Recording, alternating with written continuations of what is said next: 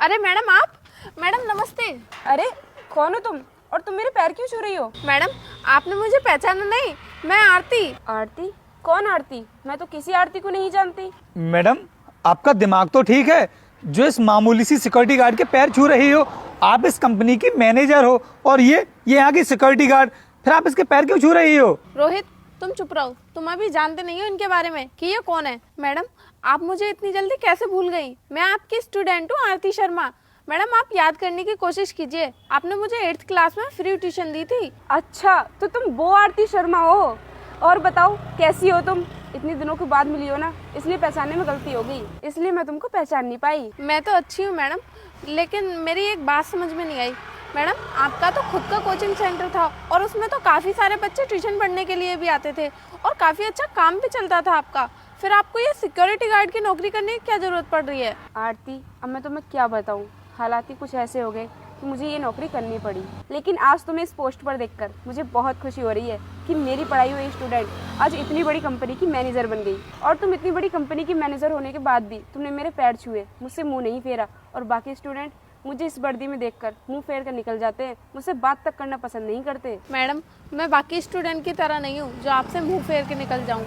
और आपने उस टाइम पे मेरी कितनी मदद की थी, मैं आपका एहसान कैसे भूल सकती हूँ? आरती मैंने तुम्हारे ऊपर कोई एहसान नहीं किया था, मैंने तो सिर्फ टीचर होने का फर्ज निभाया था। और मैंने भी सोच लिया जब मेरे पास इतने सारे बच्चे ट्यूशन पढ़ रहे हैं तो अगर एक बच्चा फ्री ट्यूशन पढ़ लेगा तो क्या ही हो जाएगा। और वैसे भी आरती आज तुम जो कुछ भी हो अपनी मेहनत के दम पर हो, मैंने तो सिर्फ तुम्हारी थोड़ी सी मदद की थी। मैडम कुछ भी हो, लेकिन मैं आपके उस एहसान को कभी भूल नहीं सकती। पर मैडम आपने मुझे बताया नहीं कि आपको ये सिक्योरिटी गार्ड की नौकरी क्यों करनी पड़ रही है। आरती अगर तुम जानना ही चाहती हो तो ठीक है, मैं तुम्हें बता देती हूँ। सब कुछ बहुत अच्छा चल रहा था और ट्यूशन में काफ़ी बच्चे भी आने लगे थे। लेकिन एक दिन अचानक से मेरे पति को हार्ट अटैक आ गया था और उस दिन से सब कुछ बदल गया। और घर पर उनकी देखभाल करने वाला भी कोई नहीं था, तो मुझे ही उनकी देखभाल करनी पड़ रही थी।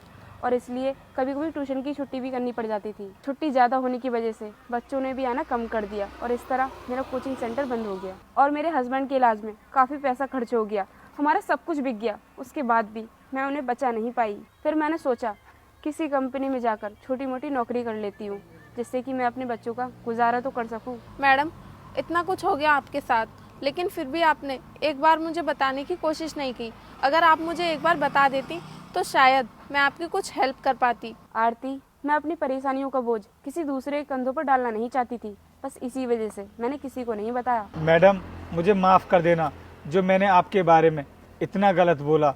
मुझे पता नहीं था कि आपने अपनी ज़िंदगी में इतना स्ट्रगल किया है।